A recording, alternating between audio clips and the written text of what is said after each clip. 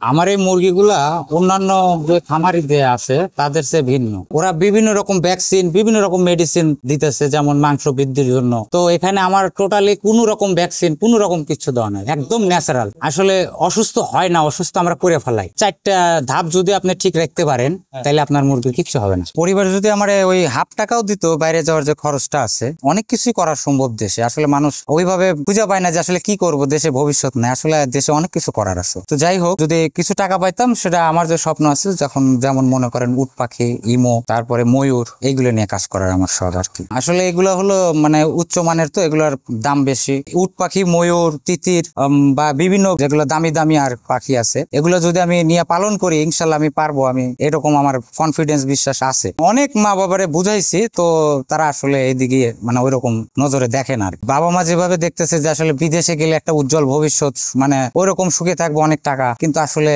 মন, যার যার একটা মনের ব্যাপার আছে, মনটা পড়ে থাকে এই জায়গায়। টাকা তো আমি এখান থেকেও কামাইতে পারবো। এখন বসে আছে যেহেতু, অর্থ কাছে বেশি নাই, যেহেতু পারিবারিক থেকে হেল্প করতেছে না, তখন কি করব আর কি, অল্প পুঁজিতে এই বিভিন্ন রকম চিন্তা করলাম যে যারা অনেকে তো মুরগি পালন করে, তো আসলে দেশি কম দামের মধ্যে শুরু করি, যে আসলে কিরকম কে কি দেখি। তো এর মধ্যে আমি কিছু কালেকশন করলাম। প্রথম দেশি নিয়ে আসলাম, তারপরে ফাউমি নিয়ে আসলাম, তারপরে সোনালী, তারপরে তিতির, কাদারনাথ, এইভাবে আস্তে আস্তে এখন দামি যেগুলো আছে ওইগুলোর দিকে আর কি। তিতির আসলে তিতির অনেক আগেই আসছিল, কিন্তু ওই রকম ওই সময় আর কি পরিবেশটা হয় নাই। তিতিরটা এটা হলো মানে উঠতে পারে আর কি, আপনি যদি ছাইড়া দেন ও গাছে উড়ে চলে যাবে। এটা হলো বনের আর কি, সেটাকে এখন রাখতে নিলে আটকায় রাখতে হবে, নাহলে উড়ে যাবে। আর যদি আপনি ওই গৃহপালিত পশুর মতো ওইভাবে বেশ কিছুদিন যদি ওর জায়গাটাও কোথায় থাকবে, ওর মায়া যদি ধরাইতে পারেন, ওইভাবে খাওয়াইতে পারেন, তাইলে আর উড়ে যাবে না। প্রথমে আপনার শুরু করলাম মানে একদিনের বাচ্চা নিয়ে আর কি। আস্তে আস্তে দেখতেছি যে না, এগুলা আমার দ্বারা সম্ভব হয়। তো তারপরে আস্তে আস্তে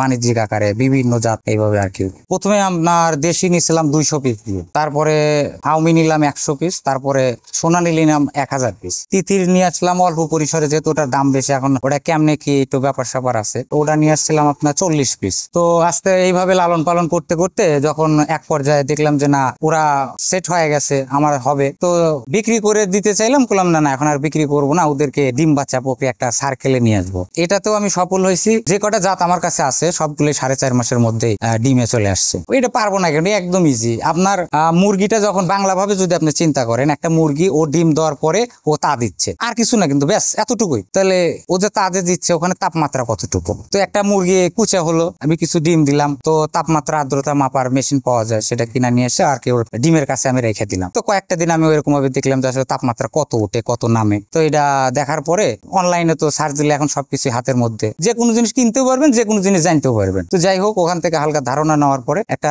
কি বলে, একটা কার্টুন আর কি, কাগজের কার্টুন আর কি, কোন একটা বড় হয়তো টিভির কার্টুন হতে পারে, ফ্রিজের কার্টুন হতে পারে, এরকম একটা কার্টুন। ওর মধ্যে আমি বিভিন্ন রকম তার তুলে দেশের যা যা লাগে, আপনার হোল্ডার লাগাইলাম, একটা ছোট ফ্যান লাগাইলাম। এগুলো সেট করার পরে ওই তাপমাত্রার যে ইটা আছে, মেশিনটা আছে, ইনকিউবেটরে যা যা দরকার ওইগুলা কালেক্ট করলাম। করার পরে নিজে নিজে টুকটুক করে বানাইলাম। বানানোর পরে যে তাপমাত্রা যেটা সেটা সেট করে দিলাম, যে আর নিচে নামলে অফ হয়ে চালু হবে, আর এর উপরে হলে বন্ধ হয়ে যাবে।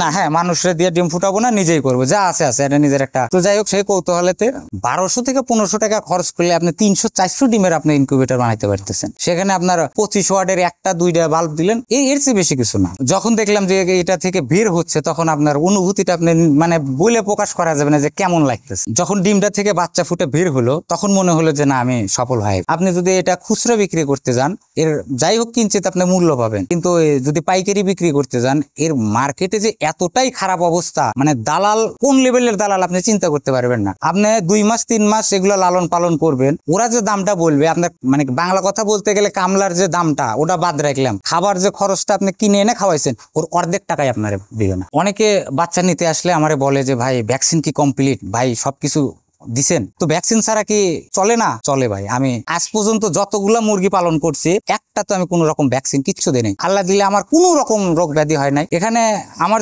যেটা বলার সেটা হলো, আমি করে দেখাইছি আপনার ভ্যাকসিন না দিয়া মুরগির খামার, আমি সফল। আমার এ পর্যন্ত কোনো রকম রোগ ব্যাধি হয় নাই।